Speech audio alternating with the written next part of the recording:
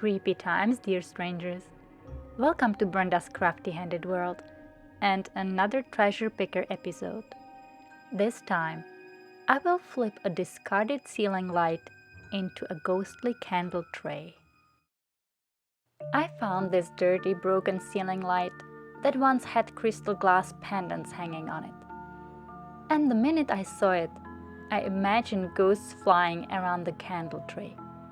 What a perfect Halloween project. The first thing I did was that I cut my hands on the metal edges. So I started by cleaning all the sharp edges with a metal file before continuing any further. I guess nobody bothered with proper finishing since it was supposed to be out of reach ceiling light.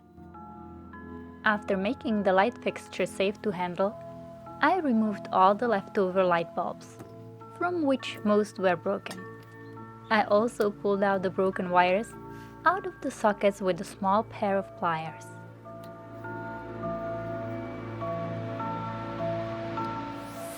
Then, it was finally time to clean the thing.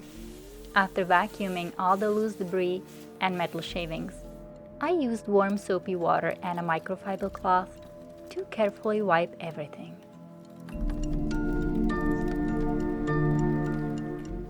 Because it used to be a ceiling light, I needed to find a way to hide the guts safely somehow.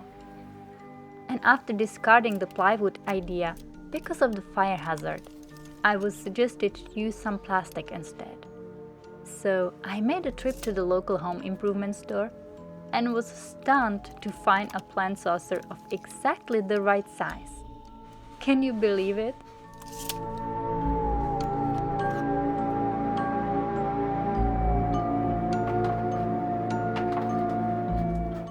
It fits like a butt on the pot, as we say. I'm planning to use the light mounting system to attach it to the saucer.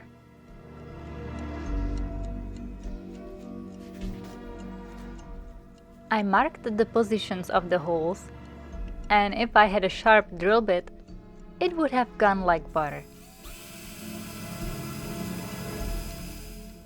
So, after a bit of unnecessary struggle, I made 4 holes for small machine screws. As plastic tends to often be a bit brittle, I'm using washers from the bottom and also spacers at the top to support the space between the mount.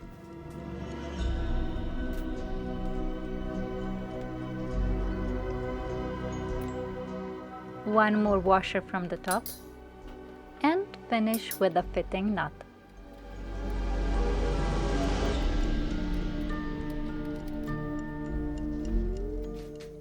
And now, just find the holes and attach the light.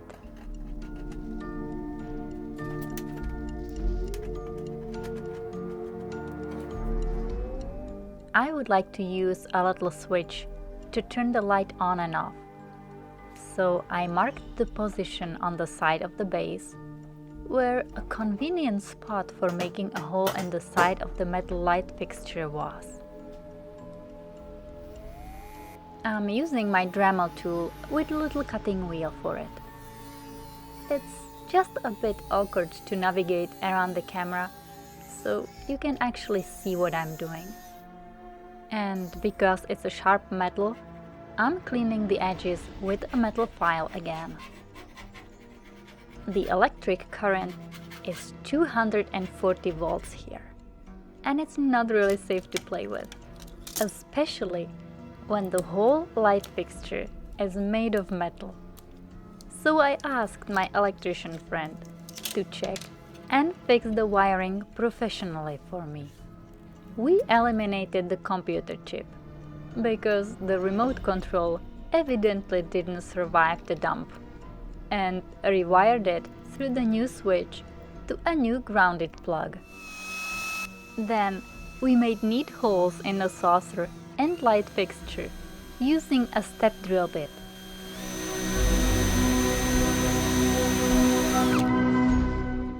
And a heavy-duty cable bushing brought it to the absolute perfection. With all the technical issues solved, the light bulbs being discussed later on, it's time to start modifying to achieve a candle tray look. I think I just found use for those salvage leftover plastic water pipes that might be useful one day. They are going to make perfect candles. First, I measured the length of the light posts, adding a little extra to hide half of the intended light bulbs. As the candle top would look better uneven, and the bottom could be slightly angled too, I decided to cut the pipes by hand with my coping saw.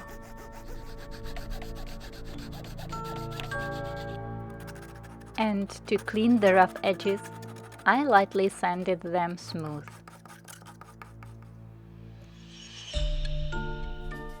Before getting on with the candles, I gave the light tray a first black chalk paint coat. I wasn't sure how the paint would stick to the shiny chrome, but as it is a decoration, it doesn't need to be super resistant. Though it will surely need a second coat. To give the pipes the candle look, I'm going to use the hot glue technique. It's quite heavy on glue sticks, and I only had one new small box, so I divided them between all the candles to not run out in the middle. I wiped the pipes with the rubbing alcohol and started applying the glue from the bottom up to form drips. You can apply the glue however you like, according to your taste. Here, I'm making kind of wiggly thinner lines, layering them over and close to each other.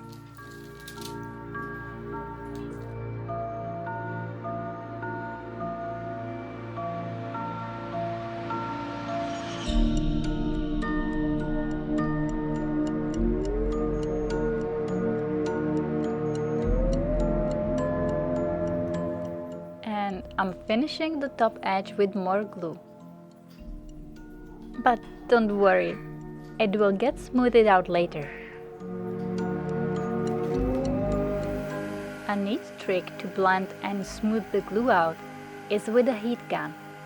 Just be careful to not overheat it, burn it, or run it away. Here, I'm going a bit slower, letting more glue out in straighter lines.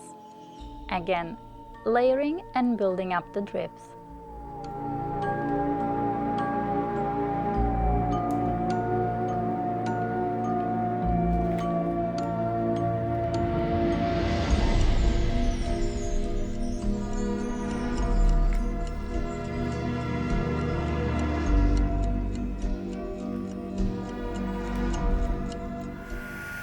Blending the edges with a heat gun again.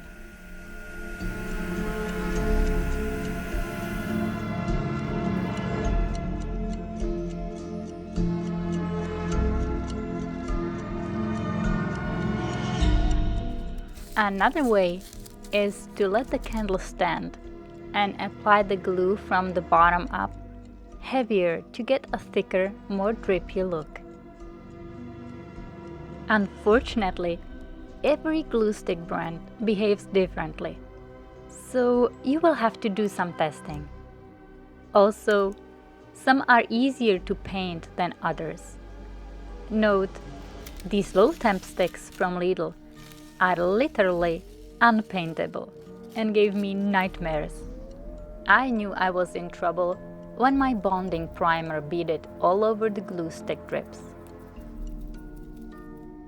I tried all kinds of different paints and primers I had, including a synthetic spray-on primer for plastics, which didn't bead, but didn't stick either.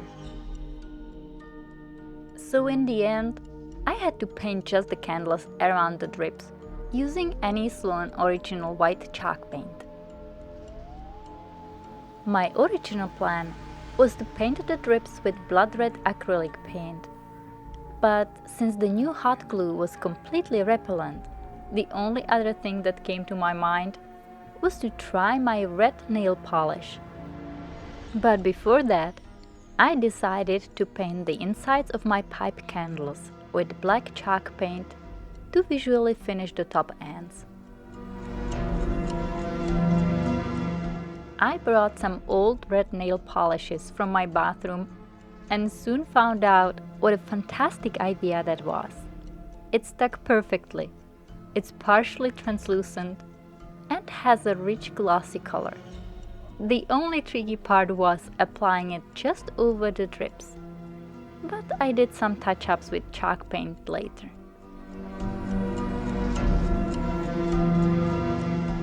The next day, when the nail polish was completely cured, I clear-coated the chalk painted parts with my matte varnish to get a silkier look.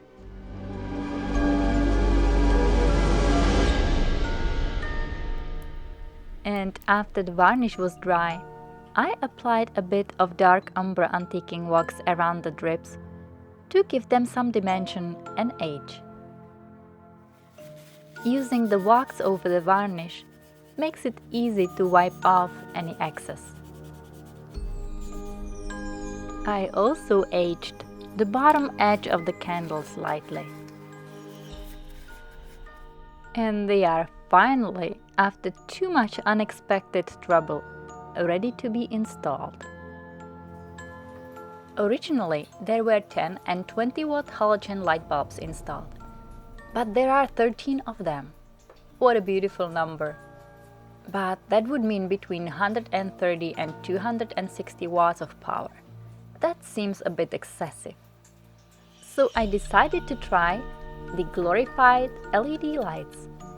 I ordered a box of 1.5 and 2 watt LED G4 light bulbs, which multiplied by 13 is only slightly over 20 watts total. Except for the power, they have about the same specs and almost the same luminosity. Now, how the hell are they both in the G energy category? The LED lights are a bit longer than halogen lights because of the electronic components. That's why I made the candle tubes slightly longer. I like the 1.5 watts better because the shape reminds me of a little flame. And they fit perfectly. To attach the candles, I'm using my 1-for-all glue in small amounts.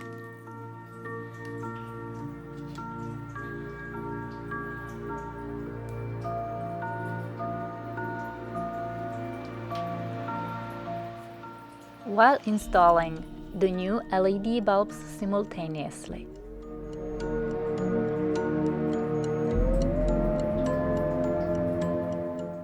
And the 2-watt bulbs are a bit too chunky for my taste, so I might exchange them for the thinner ones eventually.